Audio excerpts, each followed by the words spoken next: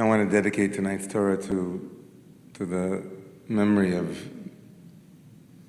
the great teacher Thich Nhat Hanh, who passed away today, and for his impact on my life. I think it's pretty safe to say that I wouldn't be here today had I not met his writings and his students. I don't know if what I will say is something that he would agree with. I'm sure nonetheless he would greet my words with appreciation and with great devotion. Each and every year on Shabbat of Parshat Jethro, of the portion that we are about to read tomorrow morning, sometimes known as Shabbat Matan Torah, the Shabbat in which we receive Torah at Sinai, the Torah brings us to the remarkable moment where slaves stood before a mountain and became a people with a transcendent mission and purpose. And each and every year, sometimes more than once, I admit it, I get stuck. I'm not taken by the events of Revelation as much as I am taken in by the events that precede Revelation, and maybe even the event that preceded that which preceded Revelation. The portion in which Torah itself is revealed builds slowly towards that moment of standing together at Sinai. We don't plunge right into chapter 19 with the lights and the synesthesia and the mountain on fire. No, we build slowly from chapter 18, where we're not introduced to Revelation, but reintroduced to Moshe's father-in-law. Moshe's father-in-law comes from afar, it seems, because he's heard about something remarkable that's taken place. Vayishma Yitro Kohen Midyan Choten Moshe. And Jethro, the priest of Midian and the father-in-law of Moshe, heard all that had happened to the Israelites, for God had taken them out of bondage. That moment, the meaning of the narrative and bringing Jethro into the story at this moment, it's remarkable because it says a lot about Jethro, and it teaches us a lot about a character whom we probably should emulate. If we were to just focus on the character of Jethro, the father-in-law of Moshe, and his introduction or reintroduction here in the narrative of the Israelites' march to freedom, we might actually have a powerful paradigm for emulation. Moshe's father-in-law, some see him as the perfect journey person, moved by the news of what took place to the Israelites. He is neither Jew, neither not Jew. He finds himself impacted, and he comes like a student who ever wants to learn from a great teacher. Jethro becomes the model of someone who is moved, someone who listened and was impacted and made a change. One of the commentators say, this entire piece is to teach us the power of the hungry seeker, who upon hearing the truth is willing, like the Buddha or like Moshe, to leave privilege and power to make the journey necessary to be illuminated.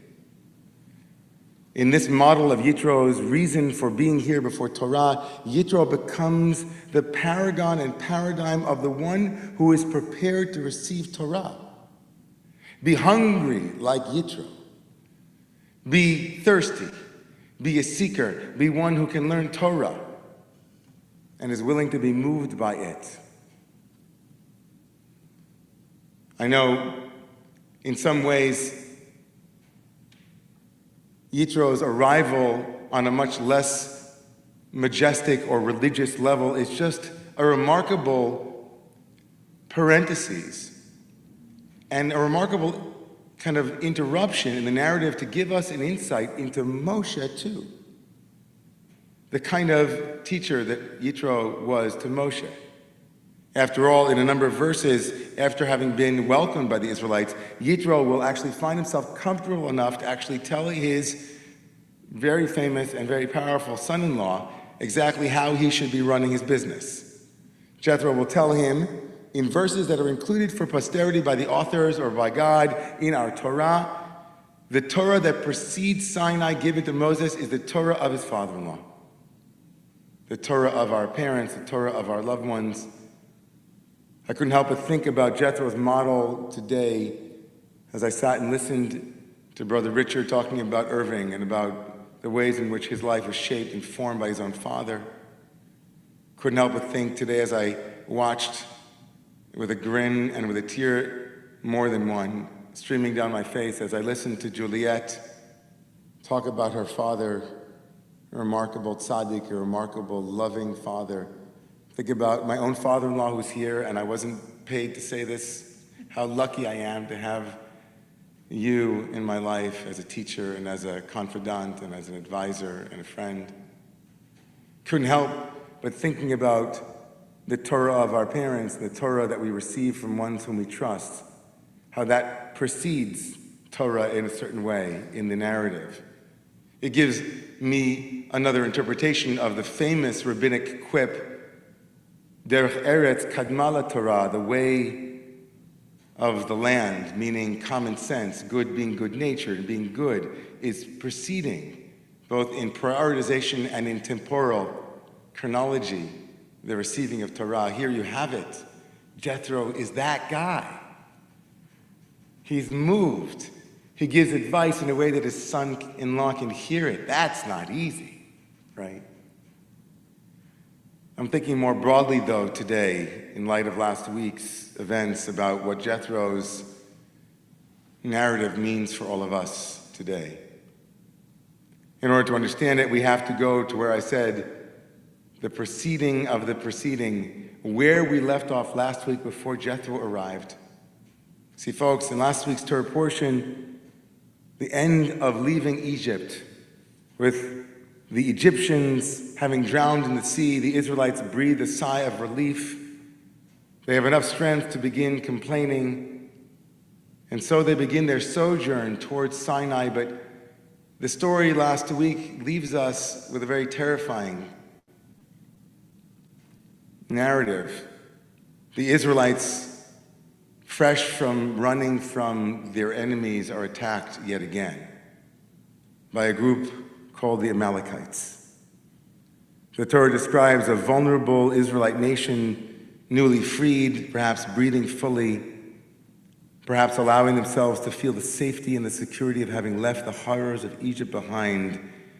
And then Amalek. Vayavo Amalek.